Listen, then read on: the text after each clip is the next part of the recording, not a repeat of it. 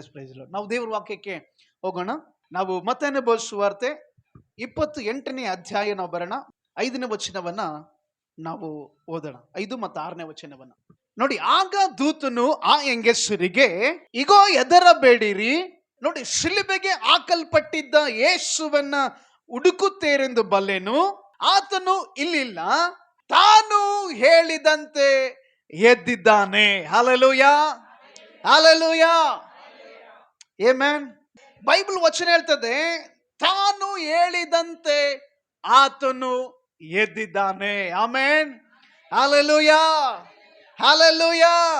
ಆತನು ಹೇಳಿದಂತೆ ಎದ್ದಿದ್ದಾನೆ ಅಂತೇಳಿ ದೂತನು ಆ ಸ್ತ್ರೀಗೆ ಮಾತನಾಡ್ತಾ ಇದ್ದಾನೆ. ಆಮೆನ್. ಸೊ ಇವತ್ತಿನ ಒಂದು ದೇವರ ವಾಕ್ಯದ ಒಂದು ಟೈಟಲ್ ಏನಪ್ಪ ಅಂದ್ರೆ, ಯೇಸು ಹೇಳೋದನ್ನ ಮಾಡ್ತಾನೆ. ಆಮೆನ್. ಯೇಸು ಸ್ವಾಮಿ ಆತನ ಸೇವೆಯ ಕಾಲದಲ್ಲಿ ಏನು ಭೂಮಿ ಮೇಲೆ ಇದ್ದಾಗ ತನ್ನ ಮರಣದ ವಿಷಯದಲ್ಲಿ ಎಷ್ಟೋ ಸಾರಿ ಜನರಿಗೆ ಮುಂದಾಗಿ ಹೇಳ್ತಾ ಇದ್ದ. ಏನಂತ? ಮನುಷ್ಯ ಕುಮಾರನನ್ನ ವೈರಿಗೆ ಒಪ್ಪಿಸಿಕೊಡ್ತಾರೆ, ವೈರಿಗಳು ಆತನನ್ನ ಹೊಡಿತಾರೆ, ಆತನ ಸಾಯಿಸ್ಲಿಕ್ಕೆ ಪ್ರಯತ್ನ ಮಾಡ್ತಾರೆ. ಆದರೆ ಮನುಷ್ಯ ಕುಮಾರನು ತನ್ನನ್ನು ತಾನು ಒಪ್ಪಿಸಿಕೊಟ್ಟು ತಿರುಗಿ ಮೂರನೇ ದಿನದಲ್ಲಿ ಎದ್ದು ಬರ್ತಾನೆ ಅಂತೇಳಿ ಯೇಸು ಸ್ವಾಮಿ ಎಷ್ಟೋ ಸಾರಿ ತನ್ನ ಶಿಷ್ಯರ ಜೊತೆಗೆ ಹೇಳಿಕೊಳ್ತಾ ಇದ್ದ. ಯೇಸು ಸ್ವಾಮಿ ಭೂಮಿಯಲ್ಲಿದ್ದಾಗ ನಾನು 3ನೇ ದಿನ ಆದ್ಮೇಲೆ ತಿರುಗಿ ಬದುಕುತ್ತೇನೆ ಅಂತ ಹೇಳಿದ್ನಲ್ಲ, ಆ ಮಾತು ಶಿಷ್ಯರು ಏನಾಗ್ಬಿಟ್ಟಿದ್ದಾರೆ, ಮರ್ತೋಗಿದ್ದಾರೆ.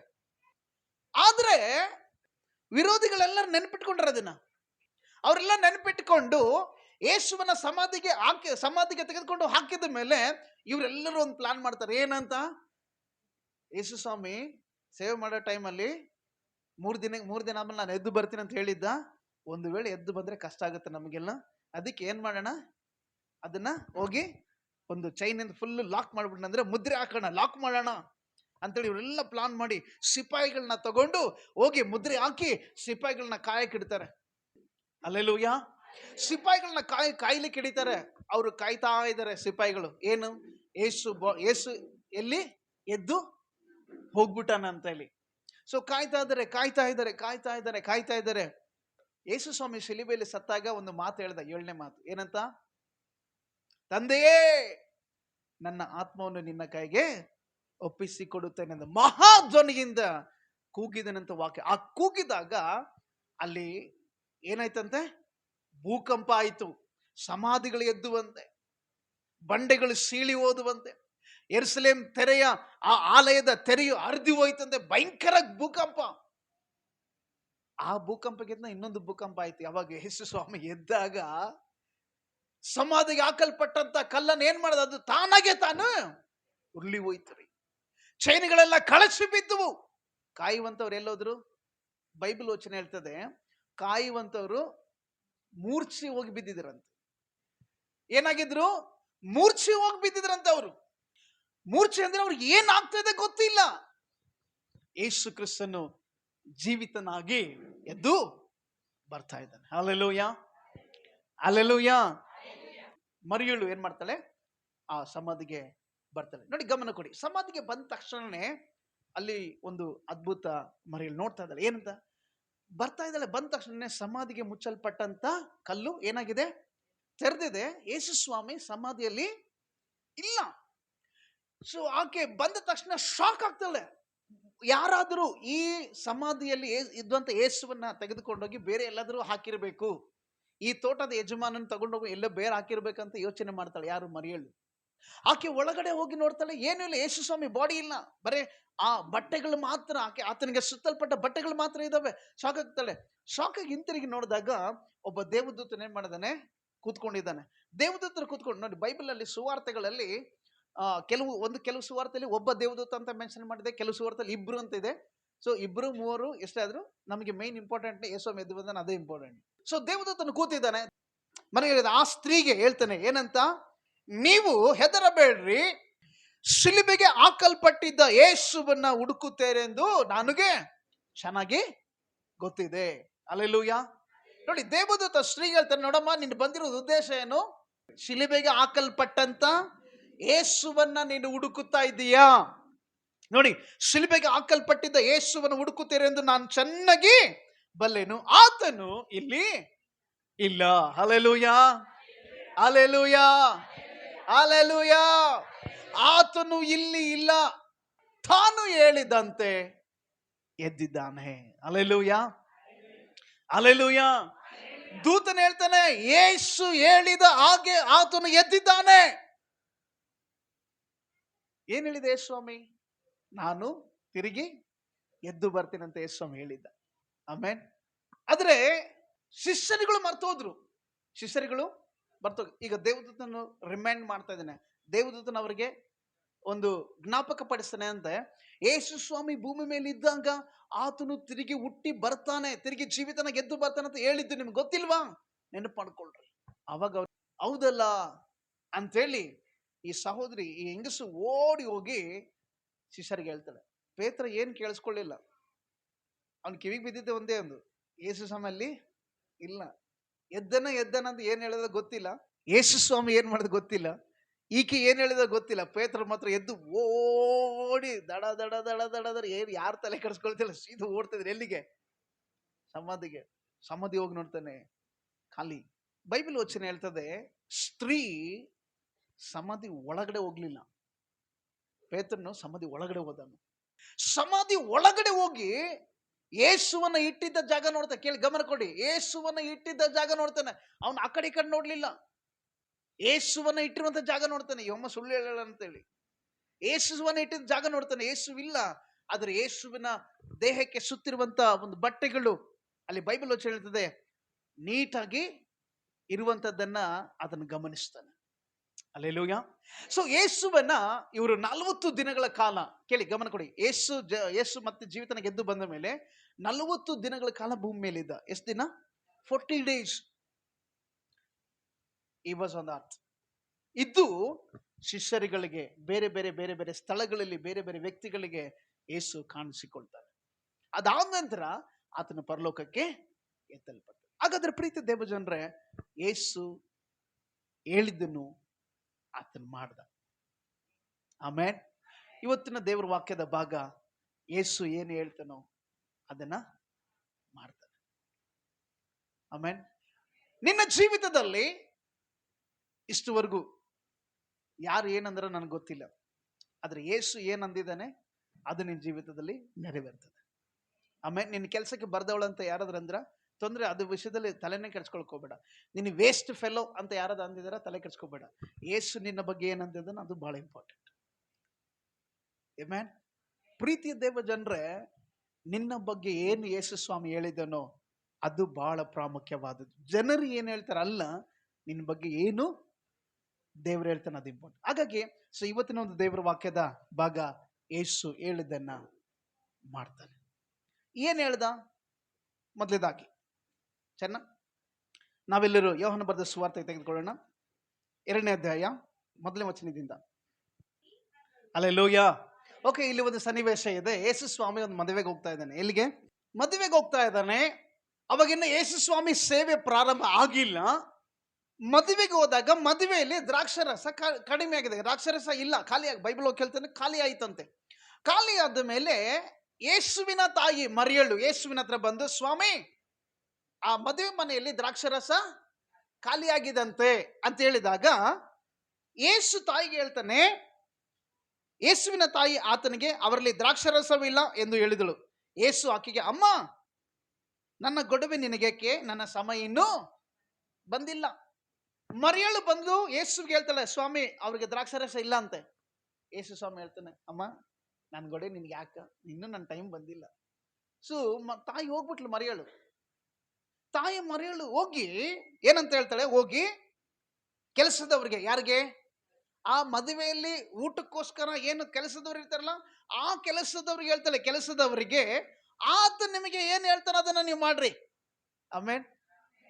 ಹಲ್ಲೆಲೂಯಾ. ಆತನ ಏನ್ ಹೇಳ್ತಾನೆ ಅದನ್ನ ನೀವು ಮಾಡಿ. ಯೇಸು ಏನ್ ಹೇಳ್ದ ತಾಯಿಗೆ? ನನ್ನ ಟೈಮ್ ಇನ್ನು ಬಂದಿಲ್ಲ ಅಂತಂದ. ಹೌದಾ? ಆದ್ರೆ ಮರಿಯಳು ಹೋಗಿ ಅವ್ರಿಗೆ ಏನ್ ಹೇಳ್ತಾಳೆ? ಆತನ ಏನ್ ಹೇಳ್ತಾನೆ ಅದನ್ನ ನೀವು ಮಾಡಿ. ಹಾಗಾದ್ರೆ ದೇವರು ಏನು ಹೇಳ್ತಾನೋ ಅದನ್ನ ಮಾಡ್ಲಿಕ್ಕೆ ಶಕ್ತನಂತೇಳಿ ಮರಿಯಳಿಗೆ ಚೆನ್ನಾಗಿ ಗೊತ್ತಿತ್ತು. ಹಲ್ಲೆಲೂಯಾ. ಸೊ ಭೂಮಿ ಮೇಲೆ ಇದ್ದಾಗ ಆತನ ಜೀವಿತನಾಗಿ ಎದ್ದು ಬರ್ತೀನಿ ಅಂತ ಹೇಳಿದ. ಇವತ್ತು ಆತನು ಜೀವಿಸ್ತಾ ಇದ್ದಾನೆ. ಈಗ ಯುಗಾಂತರವರೆಗೂ ಜೀವಿಸ್ತಾನೆ.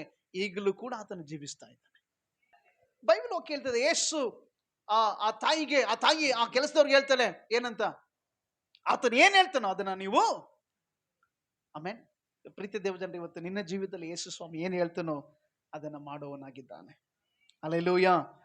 ಸೊ ಏನ್ ಹೇಳ್ತಾನೆ, ಆತನ ಏನ್ ಮಾಡ್ತಾನೆ, ಆತನ ಏನ್ ಹೇಳ್ತಾನೆ ಅದನ್ನು ನೀವು ಮಾಡಿ ಅಂತ ಹೇಳಿದಾಗ ಯೇಸು ಸ್ವಾಮಿ ಅವ್ರಿಗೆ ಹೇಳ್ತಾನೆ, ಯಹೂದ್ಯರೆಲ್ಲ ಸಿದ್ಧಾಚಾರ ಪ್ರಕಾರವಾಗಿ ಹೇಳ್ತಾನೆ, 6 ಕಲ್ಲಿನ ಬಾಣೆಗಳನ್ನ ನೀವೇನ್ ಮಾಡ್ರಿ, ತೆಗೆದುಕೊಂಡ್ ಬಂದಿಡ್ರಿ. ಎಷ್ಟು? 6 ಕಲ್ಲಿನ ಬಾಣೆಗಳನ್ನ ತೆಗೆದುಕೊಂಡು ಬಂದಿ. 6 ಕಲ್ಲಿನ ಬಾಣೆಗಳಿಟ್ಟು ಆಮೇಲೆ ಯೇಸು ಸ್ವಾಮಿ ಹೇಳ್ತಾನೆ, ಆ ಬಾಣೆಗಳಿಗೆ ಕಂಠದ ಮಟ್ಟಿಗೆ ನೀವೇನ್ ಮಾಡ್ರಿ, ನೀರನ್ನ ತುಂಬಿಸಿ. ಅವ್ರು ನೀರು ತುಂಬಿಸ್ತಾರೆ. ನೀರು ತುಂಬಿಸಿದ ಮೇಲೆ ಯೇಸು ಸ್ವಾಮಿ ಏನು ಮಾಡ್ಲಿಲ್ಲ, ಹೋಗಿ ಏನು ಕೈ ಮಾಡ್ದ, ಅಲ್ಲಿ ಹೋಗಿ ಏನೋ ಮಾಡ್ದ, ಏನು ಮಾಡ್ಲಿಲ್ಲ. ಕಂಠದ ಮೇಲೆ ತುಂಬಿತ ಅಂತ ಹೇಳಿದ್ರು.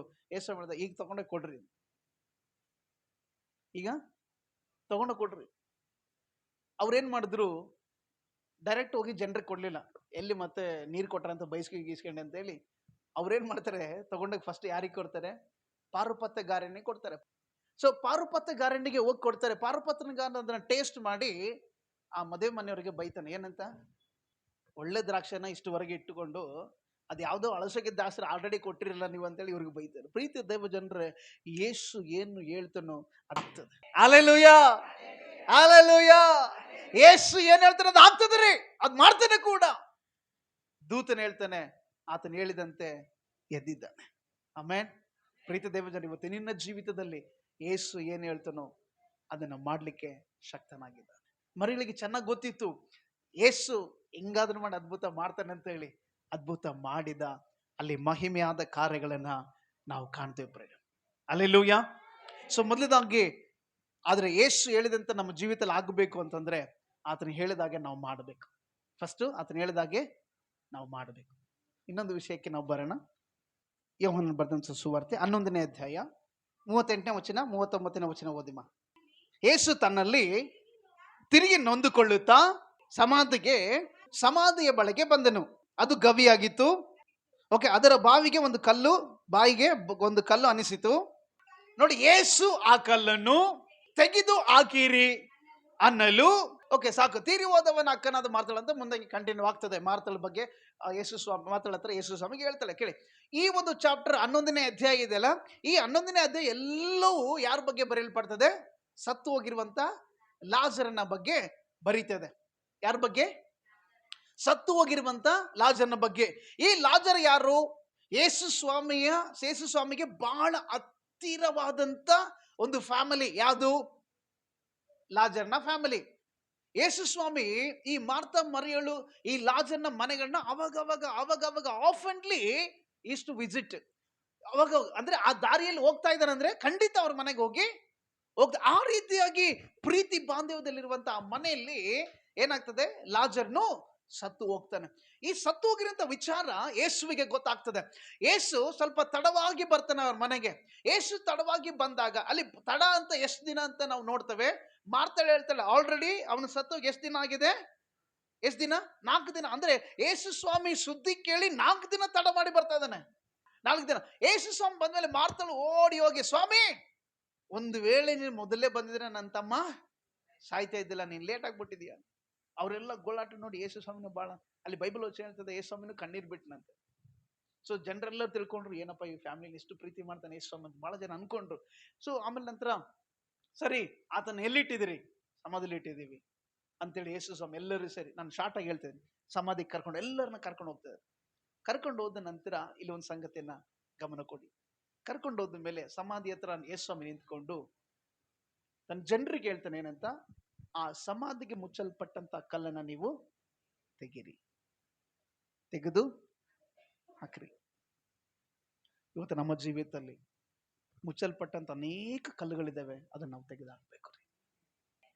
ಸ್ವಾಮಿ ಅವ್ರಿಗೆ ಹೇಳ್ತಾನೆ, ಆ ಕಲ್ಲನ್ನ ತೆಗಿರಿ. ಮಾರ್ತಾ ಹೇಳ್ತಾರೆ, ಸುಮ್ಮನೆ 4 ದಿನ ಆಗಿದೆ ಆಲ್ರೆಡಿ, ಮತ್ತೆ ತೆಗಿಯಂತ ವಾಸನೆ ಬಂದ್ರೆ ಏನ್ ಸ್ವಾಮಿ, ನೀನು ನೀನು ಬಂದಿದ್ದೆ ಲೇಟು, ಅದ್ರಾಗ ಮತ್ತೆ ಕಲ್ಲು ತೆಗಿಯಂತೆ ವಾಸನೆ ಬಂದು ವಾಸನೆ ಎಲ್ಲರೂ ಬೇವಿಸಾಗಿ ಬಿದ್ರಿ. ಏನು ಮತ್ತೆ ಎಕ್ಸಲ್ ಸೇಮ್ ಅದೇ ತರ ಹಾಕಿ ರಿಯಾಕ್ಟ್ ಮಾಡ್ತಾಳೆ. ಏನ್ ಸ್ವಾಮಿ ನೀನು, 4 ದಿನ ಆಗಿದೆ ಆಲ್ರೆಡಿ, ಲಾಜರ್ ಸತ್ತು.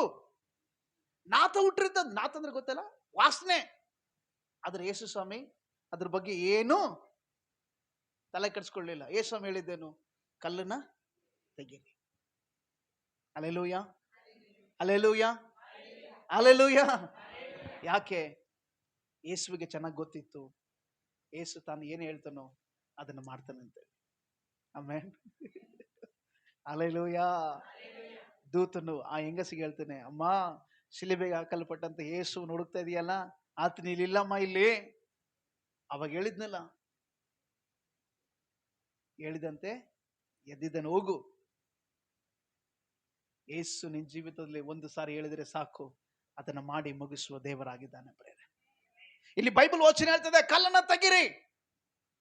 ಭಾರತ ಹೇಳ್ತಾಳೆ, ಏನ್ ಸ್ವಾಮಿ 4 ದಿನ ಆಯ್ತು ನಾತ ಹುಟ್ಟಿರುತ್ತೆ. ಮರಿ ಮಾತುಗಳು. ನಂಬಿದ್ರೆ ದೇವರ ಮಹಿಮೆ ಕಾಣ್ತೀನಿ, ನಂಬಿದ್ರೆ ದೇವರ ಮಹಿಮೆನ ನೋಡ್ತೀಯ. ಸೊ ಅಲ್ಲಿ ಬೈಬಲ್ ವಚನ ಮುಂದೆ ಹಂಗೆ ಫಾರ್ವರ್ಡ್ ಮಾಡ್ತಾ ಹೋದ್ರೆ, ಯೇಸು ಸ್ವಾಮಿ ಏನ್ ಮಾಡ್ತಾನೆ? ಕೊನೆಗೆ ಆ ಕಲ್ಲನ್ನ ತೆಗಿಸಿದಿ. ಅಲ್ಲಿ ಬೈಬಲ್ ವಚನ ಹೇಳ್ತದೆ, ಯೇಸು ಸ್ವಾಮಿ ಒಂದು ಆಳವಾದಂತ ಒಂದು ಶ್ವಾಸವನ್ನು ತೆಗೆದು, ಲಾಜರ್ನೇ ಎದ್ದು ಬಾ ಅಂತ ಕೂಗ್ತಾನೆ. ಆಮೆನ್. ಲಾಜರ್ನು ಸಮಾಧಿ ಒಳಗಡೆಯಿಂದ ಎದ್ದು ಹೊರಗಡೆ. Hallelujah, hallelujah, hallelujah. ಜನಗಳೇ ಹಲ್ಲೆಲೂಯ. ಎದ್ದು ಹೊರಗಡೆ ಬರ್ತಾನೆ. ಎದ್ದು ಹೊರಗಡೆ ಬಂದಾಗ ಅಲ್ಲಿ ಬೈಬಲ್ ವಚನ ಹೇಳ್ತದೆ, ಎಲ್ಲಾ ಜನರಿಗೆ ವಿಸ್ಮಯ, ಎಲ್ಲಾ ಜನರಿಗೆ ದೊಡ್ಡ ಅದ್ಭುತ. ಸತ್ತಂತ ವ್ಯಕ್ತಿನ ಯೇಸು ಸ್ವಾಮಿ ಬದುಕಿಸಿದಾನೆ. ಹಾಗಾದ್ರೆ ಪ್ರೀತಿಯ ದೇವ ಜನರೇ, ಸತ್ತು ಹೋಗಿರುವಂತ ನಿನ್ನ ಸ್ಥಿತಿಯನ್ನ, ಸತ್ತು ಹೋಗಿರುವಂತ ನಿನ್ನ ಪರಿಸ್ಥಿತಿಯನ್ನ, ಸತ್ತು ಹೋಗಿರುವಂತ ನಿನ್ನ ಜೀವಿತದ ಎಲ್ಲಾ ಸ್ಥಿತಿಗಳನ್ನ ತಿರುಗಿ ಬದುಕಿಸ್ಬೇಕಾ? ಅದಕ್ಕೆ ಅಡ್ಡಿಯಾಗಿರೋಂಥ ಕಲ್ಲನ್ನು ಮಾತ್ರ ಸ್ವಲ್ಪ ಮುಂದೆ ಸಾರಿಸು, ಮಿಕ್ಕಿದೆಲ್ಲ ದೇವ್ರು ನೋಡ್ಕೊಳ್ತಾನೆ. Amen, hallelujah, hallelujah. ನೀವೇನು ಮಾಡಬೇಡಿ, ನೀವು ಜಸ್ಟ್ ಕಲ್ಲನ್ನು ಮಾತ್ರ ಮುಂದೆ ಸರಿಸ್ರಿ, ಅಷ್ಟೇ ಸಾಕು. ಕಲ್ಲು ತೆಗೆದ್ರು. ಯೇಸು ಸ್ವಾಮಿ ಹೇಳ್ದ, ಲಾಜರ್ನೇ ಎದ್ದು ಹೊರಗಡೆ ಬಾ. ಹಲ್ಲೆಲೂಯ. ಯೇಸು ಹೇಳಿದ, ಮಾಡ್ದ ಪ್ರೇರ. ಇವತ್ತು ನಿನ್ನ ಜೀವಿತದಲ್ಲಿ ಯೇಸು ಏನ್ ಹೇಳ್ತಾನೋ ಅದನ್ನು ಮಾಡ್ತಾನೆ. ದೂತ ಆ ಸ್ತ್ರೀಗೆ ಹೇಳ್ತೇನೆ, ಆತನ ಹೇಳಿದಂತೆ ಎದ್ದಿದ್ದ. ಮರಿಳು ಕೆಲಸದವ್ರಿಗೆ ಹೇಳ್ತಾನೆ, ಆತನ ಏನ್ ಹೇಳ್ತಾನೋ ಅದನ್ನ ಮಾಡ್ರಿ. ಇಲ್ಲಿ ಯೇಸು ಸ್ವಾಮಿ ತನ್ನ ಜನರಿಗೆ ಹೇಳ್ತಾನೆ, ಆ ಕಲ್ಲನ್ನ, ಅಲ್ಲಿ ಬೈಬಲ್ ವಚನ ಹೇಳ್ತದೆ, ಮುಂದಿನ ವಚನ ಹೋದ್ರೆ ಅವ್ರು ತೆಗೆದು ಹಾಕಿದ್ರು ಅಂತ ವಾಕ್ಯ ಇದೆ. ಅವ್ರು ತೆಗೆದು ಹಾಕಿದ್ರಂತೆ. ಓದ್ಬಿಡ ವಾಕ್ಯನ ನೋಡಿ. ಆಗ ಅವರು ಆ ಕಲ್ಲನ್ನ ತೆಗೆದು ಹಾಕಿದ್ರಂತೆ. ಅವ್ರು ತೆಗೆದು ಹಾಕಿದ್ರು. ಏನ್ ಮಾಡಿದ್ರು ಅವರು? ಆ ಕಲ್ಲನ್ನು ತೆಗೆದು ಹಾಕಿದ ಮೇಲೆ ಅಲ್ಲಿ ಅದ್ಭುತವನ್ನ ಅವ್ರು ನೋಡ್ತಾ ಇದ್ದಾರೆ. Amen, hallelujah. ಹಾಗಾದ್ರೆ ಇವತ್ತು ನಿನ್ನ ಜೀವಿತದಲ್ಲಿ ಇವತ್ತು ಕೇಳ್ತಿರುವಂತ ನಿನ್ನ ಮಾತುಗಳು, ದೇವರ ಮಾತುಗಳು ಏನು ಗೊತ್ತಾ? ದೇವರು ಏನ್ ಹೇಳ್ತಾನೋ ಅದನ್ನ ಮಾಡ್ತಾನೆ. ಸೊ ಅಲ್ಲಿ ಏನ್ ಹೇಳ್ದ? ಎಲ್ಲ ಬಾನೆಗಳು ನೀರು ತುಂಬಿಸಿ ದೇವರು ಅದ್ಭುತ ಮಾಡ್ದ. ಇಲ್ಲಿ ಕಲ್ಲು ತೆಗಿರಿ, ಜೀವಿತನಾಗಿ ಮನುಷ್ಯನ ಹೊರಗಡೆ ತರ್ತಾ ಇದ್ದಾನೆ. ಆಮೇನ್. ಯಾಕೆ ಗೊತ್ತಾ? ಆತನು ಕೂಡ ಜೀವಿಸುವಂತ ದೇವರು. ಆತನು ಕೂಡ ಒಂದು ದಿನ ತಿರುಗಿ ಎದ್ದಳ್ಲಿಕ್ಕಿದ್ದಾನೆ. ಆ ಲಾಜರ್ನ ಒಂದು ದುಷ್ಟಾಂತ ತಿರುಗಿ ಎದ್ದು ಬರುವಂತ ಸೂಚಿಸ್ತಾ ಇದೆ. ಹಾಗಾದ್ರೆ ಯೇಸು ಹೇಳಿದ ಹಾಗೆ ಮಾಡ್ತಾನೆ. ಆಮೇನ್. ಪಕ್ಕದಲ್ಲಿರೋರ್ಗೆ ಹೇಳ್ರಿ ಹ್ಯಾಪಿ ಈಸ್ಟರ್ ಅಂತ. ಅದ್ರ ಜೊತೆಗೆ ಇನ್ನೊಂದು ಹೇಳ್ರಿ, ಏನಂತ? ಯೇಸು ಏನ್ ಹೇಳ್ತಾನೋ ಅದನ್ನ ಮಾಡ್ತಾನೆ. ಹೇಳಿ, ಯೇಸು ಏನ್ ಹೇಳ್ತಾನೋ ಅದನ್ನ ಮಾಡ್ತಾನೆ. ಜೊತೆಗೆ ಹೇಳಿ, ಯೇಸು ಏನ್ ಹೇಳ್ತಾನೋ ಅದನ್ನ ಮಾಡ್ತಾನೆ. ಆಮೇನ್. ಆದ್ರೆ ಯೇಸು ಮಾಡ್ಬೇಕಂದ್ರೆ ನಾವೇನ್ ಮಾಡ್ಬೇಕು? ನೀರು ತೋರಿಸ್ಬೇಕು. ಎರಡನೇದಾಗಿ ಕಲ್ಲು ತೆಗಿಬೇಕು. ಯಾವುದು ಕಲ್ಲು? ನಿನ್ನ ಜೀವಿತದಲ್ಲಿ ಯಾವುದೆಲ್ಲ ಅಡ್ಡಿಯಾಗಿದೆಯೋ ಅದನ್ನ ತೆಗೆದಾಕ್ಬೇಕು. ತೆಗೆದಾಕಿದಾಗ ಅದ್ಭುತ ನೀನು ನೋಡ್ತಿ. ಹಾಗಾದ್ರೆ ಇದೊಂದು ಸ್ಟೇಟ್ಮೆಂಟ್ ಹೇಳಿ ನಾನು ಮುಗಿಸ್ಬಿಡ್ತೀನಿ. ಅದ್ಭುತ ಎಲ್ಲಿದೆ ಗೊತ್ತಾ? ಮುಚ್ಚಲ್ಪಟ್ಟಂತ ನಿನ್ನ ತಡೆ ಹಿಂದ್ಗಡೆ ಅದ್ಭುತ ಇದೆ ರೀ. ಅದು ಕಾಣಬಾರ್ದಂತ ಮುಚ್ಚಿದ್ದಾರೆ ಎಲ್ಲರೂ. ನೀನು ಅದನ್ನ ನೋಡ್ಬಾರ್ದಂತಲ್ಲಿ ಮುಚ್ಚಾಕಿದ್ದಾರೆ. ಅದನ್ನ ತೆಗೆದ್ಬಿಡಷ್ಟೇ, ನೀನು ಅಲ್ಲಿ ಅದ್ಭುತವನ್ನ ನೋಡ್ಲಿಕ್ಕೆ ಸಾಧ್ಯ. ಹಾಗಾದ್ರೆ ಯೇಸು ಹೇಳಿದನ್ನ ಆತನು ಮಾಡ್ತಾನೆ. ಆಮೆನ್.